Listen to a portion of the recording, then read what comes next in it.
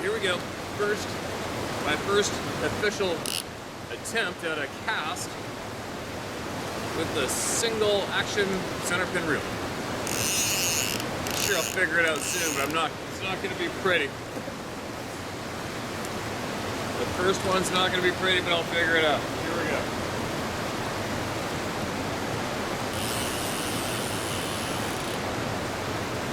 Flicker off.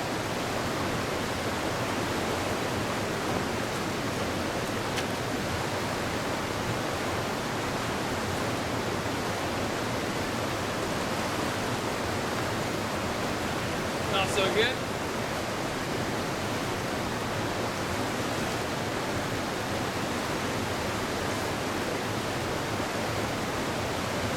Got it across.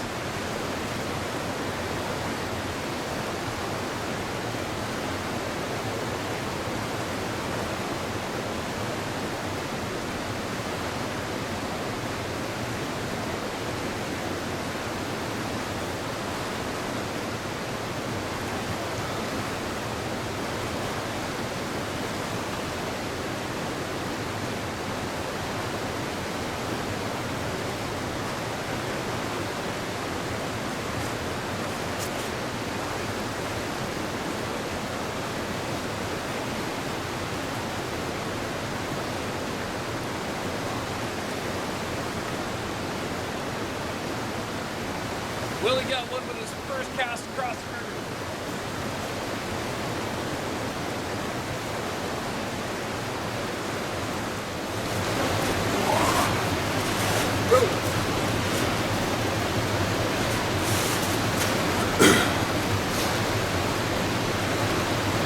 Well, I hope the camera's picking up more of my voice than the waterfall is right there in the rapids. Not too bad rapids, but it's like a substantial waterfall right there, about 20 meters. There's a bit of rocks behind the camera, so we'll see how it goes. I won't know until I get back. Let's try out the new rod at another river today. And I didn't go to the one I went to yesterday. Not enough time, got some things to do. So I'm back in the backyard again. And it's funny, I caught a bunch of, I think they're buffleheads. I'm not up to date on my birds, so I'm not a duck hunter. I think they're buffleheads, and they're funny. I filmed them. They come upriver, skid in for a landing, and they're diving birds, and then they would slowly float down the run, and they'd all dive down at the tail end of the pool. So I filmed them, and then I was throwing my camera out there, and one time, maybe twice, I think my camera, underwater camera, was right there, and if it was facing the right way, hopefully I filmed them underwater doing their thing, which I don't know what they're doing. But it's really cool. Now, who do we got? I know we got a lot. A lot.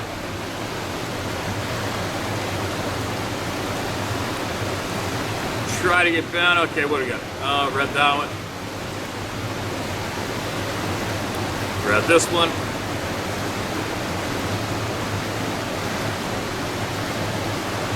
All right, here we go. This is titled The Pine Cone Throwers. When I was young, my family used to go camping almost every weekend. During the hunting season, we would take 2 weeks and camp out at our regular hunting spot at a place we called Twin Pines. This was located in Klickitat County, Washington, by an old ghost town called Liberty Pond. Strange things happen there every so often that my mother and father could not explain, but in no way could it have been Bigfoot, because there is no such thing. One night we were sitting around the campfire and a sound started coming up from the canyon. At first everyone was saying it was a cat. As it got louder, it must have been a couple of coyotes. As it got frighteningly loud and intimidating, they had no words. As a child, it is scary when the ones you trust for your safety cannot explain things that are happening. But no way could it have been a Bigfoot. On one of those camping trips, my Uncle Joe decided to come up and join our family. He loved hunting and just getting out into the outdoors. He was a funny guy and loved to tell jokes. He always had a smile on his face. Us kids loved him. I remember like it was yesterday when I caught sight of him coming down the old fire access road toward camp. What I noticed right away was that missing smile I was so used to seeing. Here's replaced by a face with distorted fear. It startled me and I asked him what was wrong. He said nothing to me or anyone else. He packed up his stuff, threw it in his truck, and headed out without saying a word to anyone. That's not too cool of a reaction. You're supposed to warn your family and friends. 20 years later, on his deathbed, he finally told his wife what happened. I was shocked after hearing what my aunt relayed to me. From our camp, he headed up the fire road into a clearing that had an apple tree. This apple tree belonged to an old homestead that was close by. It takes about an hour to get back to this old homestead. From there, he headed through the old growth ponderosa pine trees. This is a creepy place that I never liked going through. It was a creep factor. It has a creep factor to it that I hated. This is the place that Joe made it to when it all happened. All of a sudden, something hit him in the back of the head. He looked down and saw a pine cone. He figured it had fallen from a tree, but soon he was being bombarded by pine cones that were coming in from all directions. At this point, he had his arms up around his head and his eyes were shut. A typical defensive posture. When the pine cone stopped, he slowly lowered his arms and started looking around. That is when he saw one of the three culprits. It was a huge, hairy, naked pig staring back at him. He wanted to run, but he could not do anything. I guess that is what fear does. He heard movement behind him and to his right, but he did not look. The only description that he gave was that it was missing one eye and that he had to look up at it. My uncle was 6'9" and he had to look up at its face. And he had to look up at its face. Anyway, my uncle decided to look at the ground and hope that whatever they were would walk away. And that's what they did. It still took him several minutes to be able to start heading back to camp because of the fear he was dealing with. The reason my uncle never said anything was that he was worried that people would not take him seriously. And I can understand. My family would have never believed him. I think things have changed over the years now, that there are more people coming out with their stories. Anyway, sorry for a long story, Paul. Don't be sorry for nothing, man. We need to hear that shit. We need to hear all of it, and that was actually a short one. And you know what, Paul? I'd strongly suggest to you to send this video to your family members, all right? Just send it to them. And if they have anything going on between their ears that would help them think rationally and independently, they will probably start sifting through a lot more of the people's experiences shared on here too, right? Just go ahead and take a stab at it and send it to them. We really appreciate you saying that in, all right? This next one's titled Tree People. Hello, Steve. Happy New Year. Happy New Year to you. I know you receive many emails and don't have time to read them all. Should you have an opportunity to read my message, please do not share my name. I'm still employed in the legal profession. No problem. I'm 66 years old. I've always had a fear of the woods, forest, or any place that blocks my view due to trees. My family has always teased me because I would tell them I won't go there because of the tree people. 3 years ago, I asked my dad why I had this fear. This is what he said. In the late 1960s at Mount Rainier in Washington State, he pulled off the road to let me and my brother go for a short walk into the forest. I was 5 and my brother was 6. My dad told us not to go far, and when he honked, we should return to the car. It was the 60s, a different time, an innocent time. We had not been on walk long, but I returned to the car screaming and crying, saying the tree people were chasing me. My brother did not see anything, and my dad was harsh with him because he didn't stay close to help me. My dad said, I described 2 tree people as tall, taller than my 6-foot dad, dark hair all over their body, and walked on 2 feet like people. The tree people saw me and started walking towards me, not saying anything. My 5-year-old mind didn't know what else to call them. They were in the forest or trees, and that is what I called them, tree people. My dad said after that he never let you kids walk alone in the forest. I think it scared him, as I don't recall stopping on the side of the road again.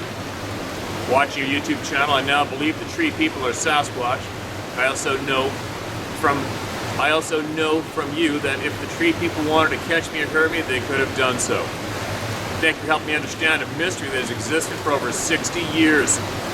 I'm not sure at my age I'll get over my fear, but at least I understand it. Colorado. All right, thank you for that.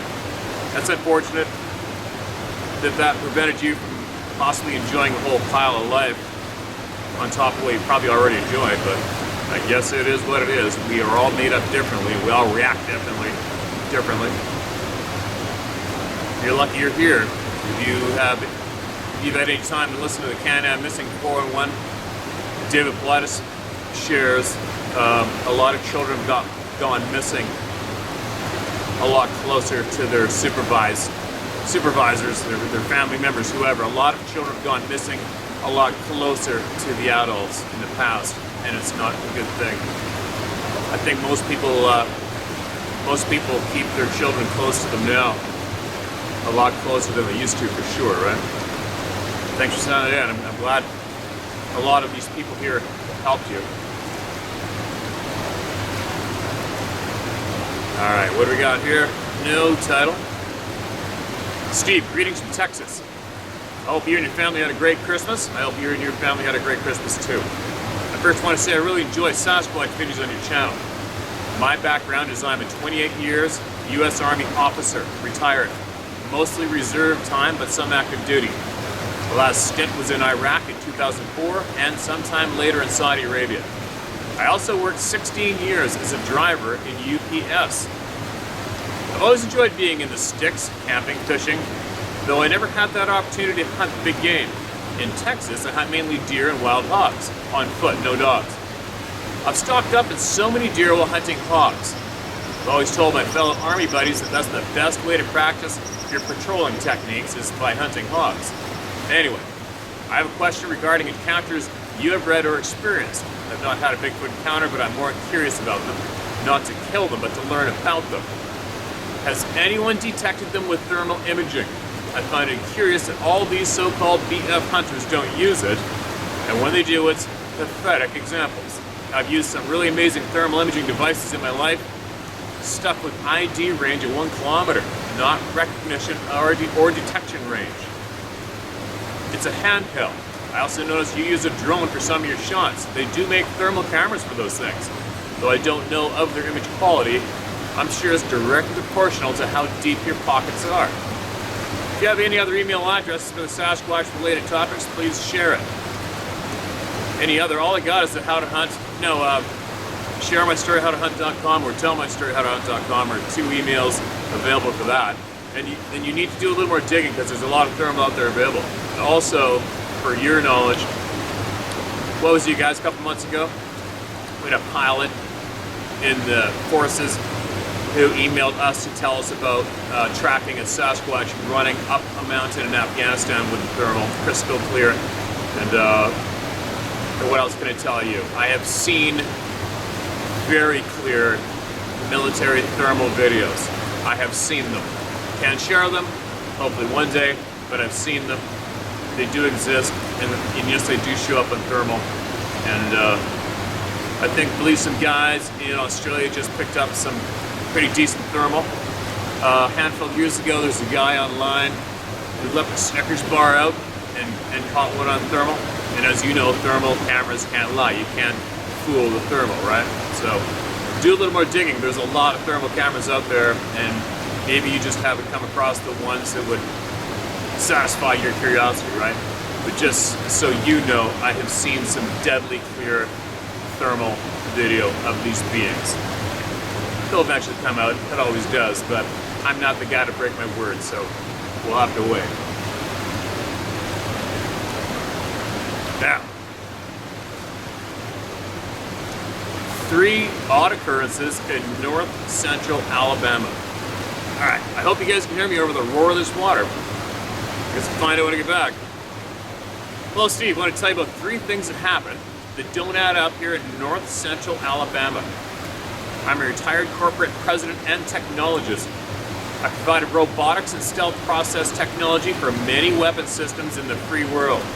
I held secret special access required, SAR, security clearances for 20 years and maybe one of the most logical technology thinkers in North America, yet I am confused on this. I retired and moved to a rural lake in north central Alabama. Total lifestyle change. We have a huge armadillo problem here. There are no predators. They root up almost everything and are a general nuisance. They're nocturnal. So I decided to hunt them at night. I've killed 5 in a night, 4 occasionally, and 3 often. I've dispatched over 300 of Satan's spawn in 15 years. These 3 events I mentioned are all about 4 months from each other, summer 2016.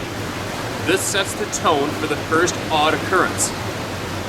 One summer night I was out about 200 yards from the house. It was totally quiet as I searched a wood line by the roadside for armadillos with a 9mm Glock and flashlight. Something snarled at me just inside the wood line as I was patrolling the roadside.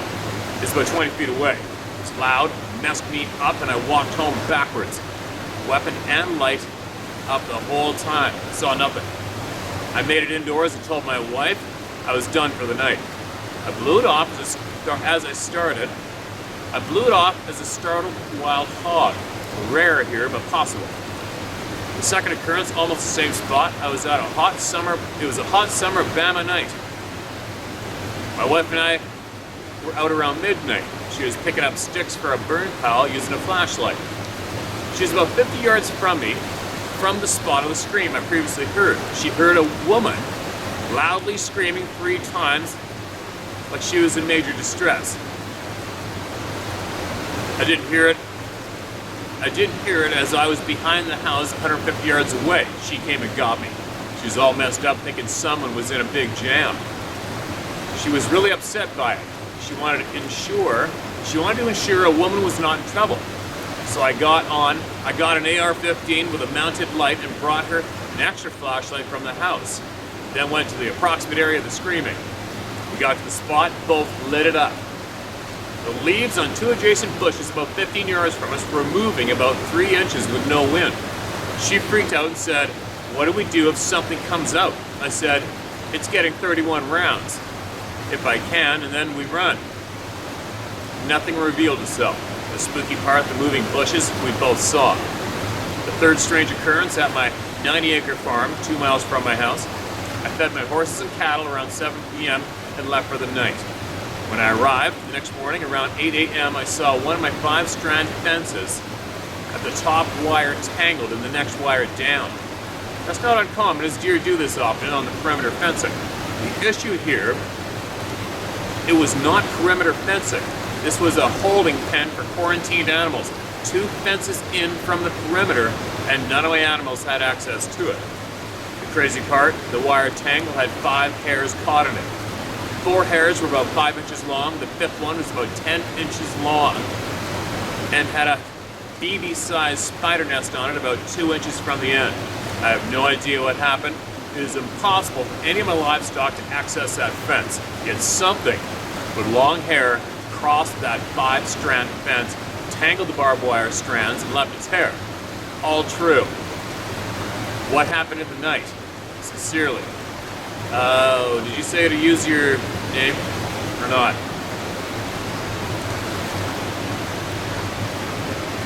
Alright, I think you said it's alright. You didn't say not to. Okay, Dave. Crane Hill, Alabama. Where Crane Hill, Alabama is, but I spent a lot of time in Alabama. And I was in Greene County, Bossier, Alabama. Spent a lot of time there, and I met a man there, a trapper who was trapping raccoons and beavers for my friend's hunting property, and he had 18-inch footprints. He saw on a damp farm field, and he also found some big piles of shit. So I think, like I've said to numerous people in the past, if you're confused about what you saw or heard, and you actually found this channel on your own, and then you went out of your way to email me, you already know what it was. You're just looking for some kind of confirmation, and you got it. So, just so you know, there's a lot of experiences going on around in Alabama. I've even heard of some right near Tuscaloosa, believe it or not, right? I'm sure you go to Woods and Waters in Tuscaloosa, I've been there lots. About the hairs.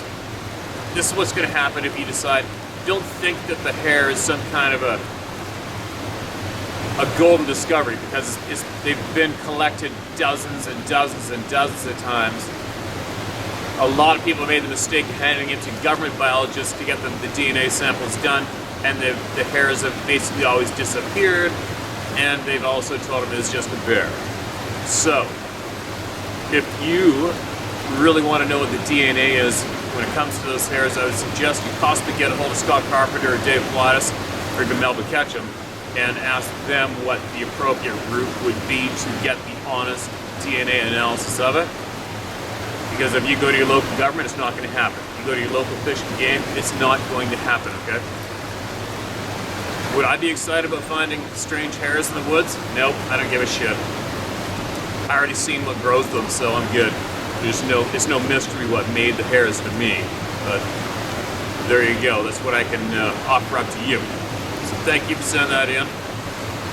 And it's funny. I've been creeping through the woods in the night in Alabama, hunting hogs, dead silent. All I can hear is the night life, and then all of a sudden have those things wind up right beside me in the swamp, squealing and grunting and snorting, man, and it makes you jump 10 feet in the air when they do. And the armadillos, they sure are noisy, aren't they? Man, they make a lot of racket in those dry oak leaves. And definitely shot a handful of those down there too. And they do uproot a lot of stuff too, but what I've seen that the wild hogs do down there to the ground is unbelievable. Crazy. Anyway, be safe out there, man. Don't quit what you're doing, all right?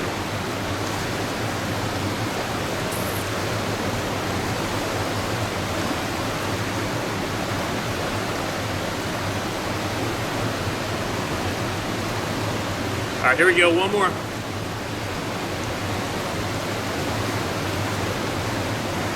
Arizona 4, my first encounter. Hi, Steve. This is Kevin Keeney, aka Arizona Squatch. My previous email, I stated about my first encounter, so I'm writing you now to tell you all about it. Please feel free to share this and the previous email I sent. Around 82, our Boy Scout troop went on a backpacking trip here in Arizona on the Highline Trail. The trail covers some 55 plus miles along the bottom of the Mogollon Rim, which is an uplift in the center portion of the state and is around 200 miles long. The trail is at approximately 6,000 foot level. On this hike was myself, 4 other scouts, and 2 scout leaders. We started the hike late, meaning after dark, and only made it in about a mile and found a place to camp. Being we were only on an overnight trip, us boys stayed up late, and the leaders, who worked that day, had gone to sleep.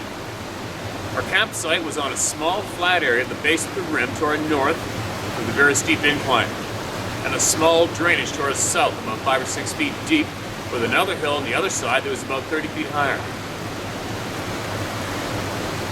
Did I read this?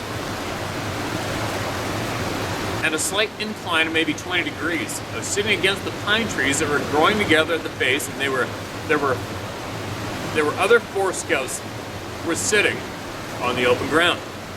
So we were in a circle around our campfire. We were all just shooting the shit like a bunch of 13-year-old kids do.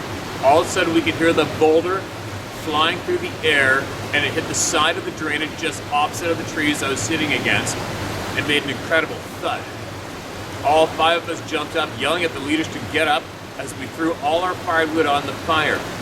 The leaders woke up and listened for a couple of minutes and heard nothing and told us to go to bed because it was probably just critters. We knew it wasn't critters, and there was no way we were going to sleep now because we were sure it was the Mogollon Monster. We all heard the stories of the Mogollon Monster, and at 13, that's exactly what it was, a monster. We stayed by the fire, and we were scared to death.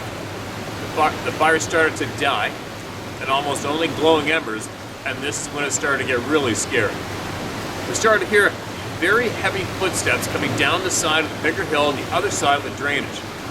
We started screaming at the leaders as it turned back up the hill. The leaders couldn't hear anything.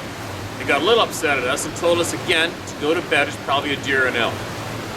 All 5 of us were, no, you don't understand. They went back to sleep, and now we were all pretty much in the dark. We were shining our flashlights, but couldn't see a damn thing. Those lights back then were pathetic. Now the level of fear the 5 of us had was at a new level. 15 minutes after the leaders went to sleep, it started down the hill towards us again, and we scraped up all the pine needles and twigs that were at our arm's reach and threw them on the coals and blew, which restarted the flames, and at that time, screaming at the leaders. It had gone back up the hill as the leaders started giving us a bunch of shit about how it was just critters when a tree got snapped. I'm not talking a small tree or a branch. The sound was so damn loud, especially being in the middle of nowhere in the middle of the night. The leaders jumped up and said, "Oh shit." One of them discharged his .44 mag in the air. It took off through all the manzanita trees. It took off through all the manzanita and trees, sounding like an elephant. It went a short distance and let out the most horrifying "Wah!" Needless to say, we all stayed up till first light. We never found any tracks, but what we did find was amazing. The boulder that was thrown was at least 50 pounds and was thrown from no less than 30 yards away from the top of the hill, and the tree that was snapped was at least 8 inches in diameter and completely splintered. Right after that, the leaders told us to never talk about this again, and we left. The fact that I ever went back in the wilderness still boggles my mind due to the level of fear. I'm a combat veteran of Desert Storm, and to this day, I've never been so damn scared. I talk about this trip often throughout my life and always said I don't know what it was, but I knew what it wasn't. It wasn't a deer, elk, bear, cougar, raccoon, zebra, or hippo. LOL. Now, being that this took place a couple miles away from where the previous email I sent you took place, Squatch Camp, please feel free to tell that one. I'll resend it in case you deleted it. Steve, thanks for all you do. Please don't stop. There is an incredible truth about the forest people. It needs to be known. Best wishes, Arizona Squatch. Peace out. All right, man. Thanks for that. I'll dig it up. I better mark that as read. I'll dig it up, unless I already shared it. I don't know, but I'll have a look. And as you know, basically 100% of all combat veterans, as well law enforcement officers who have been in gunfire, combat, 100% of all those men and women who have experienced combat have all stated the exact same thing, that the experience with these things was far more terrifying than any of their experiences in combat. How's that for a holy shit, right? But anyway, those ducks are back in to try to film it one more time, then I'm gonna go home. I gotta get up off this rock because my ass is frickin' frozen and stuck to the snow I'm sitting on. What else can I share with you guys? What else? I woke up to a couple of death threats in the email box again. A couple of absolute losers, I would imagine. Just for all you miserable coward ass pussies out there, just so you guys know, when you threaten somebody, tell them how many nasty things you're gonna do to them, and you do it from a hidden place without showing your photograph or your name or your address, let it be known. True tough guys, tough gals, true warriors are gonna kick your ass. Don't threaten you. And that's a fact. They just do it. Alright? So just so you know, your threats, all they do is tell me in the world that you are actually the poster child for a pussy and a coward. Got it? But anyway, it's amazing how many people my words must offend by sharing all the people's knowledge. Funny, isn't it? Do I worry about it? Not really. Not at all. But anyway, I'm feeling a grumble in my tummy. I think I better go in the woods for a minute and take a great big fat VFRO, and then get my toilet paper out and wipe my moneymaker afterwards. What do you think of that? All right, offend somebody there? Who gives a shit? Talk to you guys later.